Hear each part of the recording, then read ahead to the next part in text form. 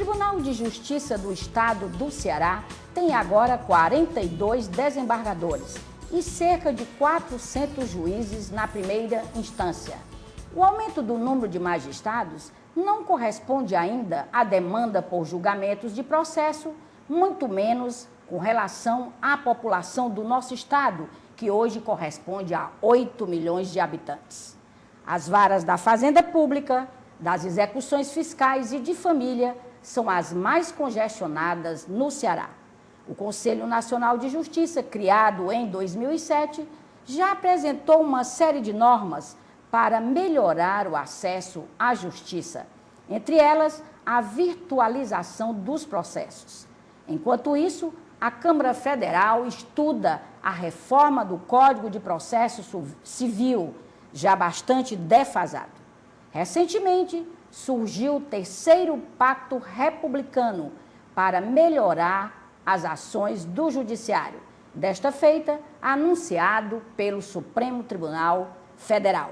Para uma conversa sobre este e outros temas, nós convidamos o desembargador Durval Aires Filho, que também é nosso colega jornalista, embora há muito tempo não exerça a profissão, até por impedimento jurídico. Desembargador, muito obrigada pela sua presença aqui conosco, por ter aceito debater este assunto, a justiça que diz respeito, tão de perto à sociedade de um modo geral. Desembargador, com a abertura de novas vagas aí no tribunal, na primeira instância, na segunda instância, os juízes estão tendo assim, uma oportunidade maior de chegar ao Tribunal de Justiça do Estado do Ceará, que a gente chama segunda instância. Isso tem sido um estímulo à carreira do magistrado? Inicialmente, eu tenho que agradecer o seu convite, a oportunidade da gente reunir de novo. Nós trabalhamos juntos. Pois é. Em determinada época. Foi muito salutar esse trabalho que você desenvolveu junto ao Tribunal de Justiça, porque você ganhou intimidade com a Justiça. E seria interessante que outros profissionais também tivessem a dimensão que você teve sobre o que é realmente o Judiciário. Realmente, Silvana, eu acho que melhorou. Eu fui apresentado recentemente, através do professor Paulo Bonavides, a um jurista português que estava aqui visitando Fortaleza, e o professor Paulo Bonavides, muito gentil, me apresentou como um novo desembargador. E ele riu e olhou para os meus cabelos brancos e disse, não estou novo assim. Então, realmente, agora é que começa a melhorar essa questão do acesso. E essa ampliação chegou em muito boa hora, porque realmente nós precisamos de um tribunal muito maior. Você sabe que no Rio Grande do Sul, com a população semelhante, lá são 100 desembargadores. Além de o tribunal ter ampliado esse número de desembargadores, diminuiu também as entrâncias. Hoje nós temos uma entrância final que compreende não só Fortaleza, mas cidades de grande porte. As cidades metropolitanas, como Maracanaú, Caucaia, são entrâncias de final entrância.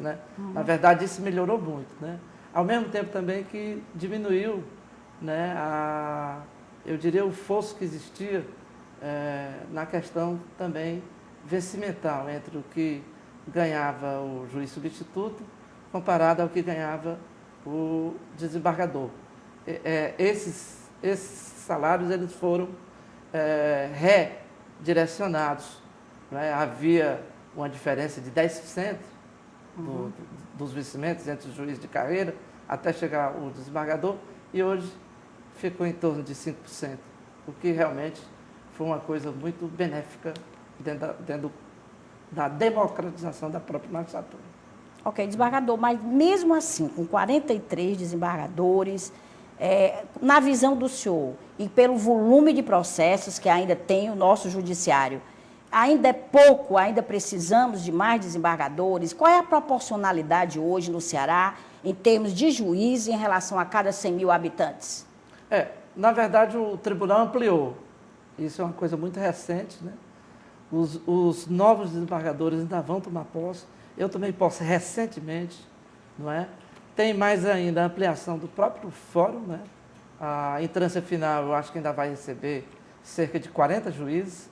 De fato, como você mesmo está dizendo, o número de juízes ainda é muito pequeno, dentro da proporção. Seria mais ou menos entre 8 e 6 magistrados para cada 100 mil habitantes. Uhum. Não é? Ok. Desembargador, há quantos anos o senhor trabalha na Justiça e como é que se deu todo esse seu processo de ascensão até o senhor chegar a desembargador? Foi quanto tempo?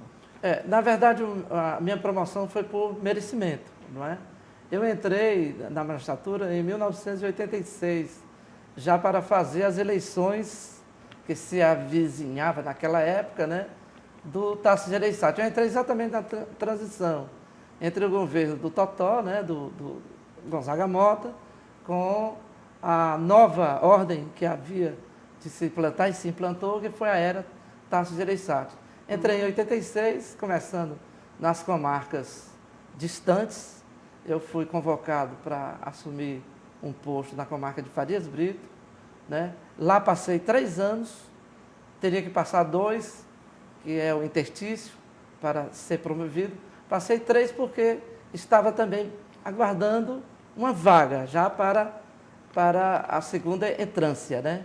Na segunda entrância eu passei também 2 anos, na segunda entrância, e na terceira eu passei mais 2. Na verdade eu passei 7 anos no interior, vim para a capital, não é? Em 1993, na verdade eu cheguei no final de 93, 94 até o ano passado. Na vara de execuções fiscais. Na vara de execuções fiscais eu fiquei. Não é? Como eu estou dizendo, é um tempo um pouco longo, né? Na verdade eu acho longo, mas eu estou chegando também, me sinto... Mas novo, essa maturação é necessária, desembargador, também? Às vezes sim, né? O tempo sempre é um bom remédio para muitas coisas, né? Para as grandes questões que precisam ser ainda maturadas, que precisam ser ainda discutidas, o tempo é muito bom. Mas eu chego com muita fortaleza, com muita saúde e também muita experiência dentro da andância. Eu acho que é necessário esse tempo de andância, não muito longo.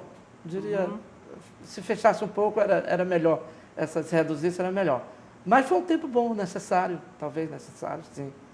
Não é? Ok. Desembargador, o senhor chegou a exercer a profissão de jornalista? Cheguei sim, mas foi na verdade, um tempo maravilhoso. Meu pai era jornalista e nesse tempo ele trabalhava no Jornal O Povo, antes de ir para o Diário do Nordeste. Então eu fui convidado ainda por Zé Raimundo Costa a fazer pequenas entrevistas, né, fazer pequenas coberturas, sempre na área cultural, né? Eu me lembro muito bem que ninguém podia fazer uma cobertura. Quem fazia, na verdade, era um correspondente que faleceu recentemente, era o meu amigo Rodolfo Espíndola, não é? Estou aqui homenageando a memória do Rodolfo, e o Rodolfo me convidou para me fazer a cobertura. Me lembro bem que era a SBPC, né, que se reunia, e ele tinha que mandar esse material para São Paulo, que ele era correspondente da Folha de São Paulo.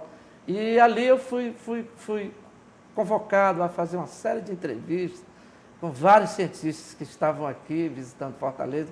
Foi uma experiência muito boa. Logo em seguida, eu passei no concurso. Aliás, logo em seguida, eu na verdade, trabalhei na advocacia, né, eu fui trabalhar em empresa, advocacia empresarial, não como advogado, vamos dizer, de banca de advocacia, mas trabalhando mesmo na empresa, em empresa. Fui convidado por uma antiga professora minha, né, do curso de Direito, e um antigo também professor, me convidaram para fazer parte desse trabalho na empresa. Passei algum tempo na empresa e o primeiro concurso que me abriu, depois desse tempo, foi em 1996, 86, digo, quando fui prestar concurso, né? Me encontrei com um colega que já estava na magistratura, hoje é desembargador Abelardo. Ele me chamava e me chama até hoje de Durvalzinho. Durvalzinho, tem um edital aí, por que você não se inscreve? E me inscrevi e deu tudo certo nesse sentido. Mas o exercício do jornalismo me deu muito suporte, não é? Me deu muita musculatura, porque, na verdade, o direito, ele trabalha com a palavra, né? A linha dele são as sentenças, a linha do direito, né? As decisões sempre são escritas, e nós temos essa tradição muito literária, muito cultural, de que os documentos, isso é herança dos portugueses, né, que nós recebemos, de que nossos documentos sempre são escritos. De uma forma muito difícil de ser interpretada. Formal.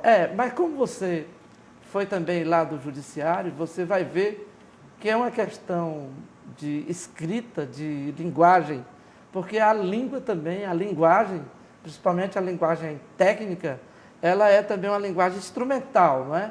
Ela serve também como se fosse chaves para a compreensão, né? Aquilo que os franceses chamam de a autoestrada do ser, né? A linguagem é a autoestrada do ser. É como se, quanto mais você adquirisse essa linguagem técnica, mais você está habilitada a trafegar. É como se você, apropriando dessa linguagem, você andasse de BMW e não de bicicleta. Desembargador, essa semana eu lendo um artigo de um professor e pesquisador da Faculdade Estácio de Sá, ele escreveu um artigo no jornal O Povo com o seguinte tema: neutralidade de juízes e juristas. E ele diz o seguinte, aspas, o juiz deve ser neutro à face das partes, porque é o fiel da balança. No entanto, todo juiz carrega um conjunto de ideias. Por favor, desembargador, interprete. Na verdade, eu acho que não existe ciência neutra, ciência cega, né? A começar, toda ciência é interessada. E aqui eu posso até fazer uma pergunta a você, devolver uma pergunta. Por exemplo, a aviação, ela existe para os socorristas, para melhorar a humanidade, ou existe para aquelas pessoas que estão de férias, não é? E desejam conhecer outros continentes, não é? Então, não existe, na verdade, ciência desinteressada. Nesse sentido, eu acho que não existe neutralidade. Existe, assim, uma neutralidade formal, não é? Quando o pesquisador vai abraçar determinada linha de pesquisa, ele tem uma preferência, mas do ponto de vista formal, sim, precisa de ter neutralidade.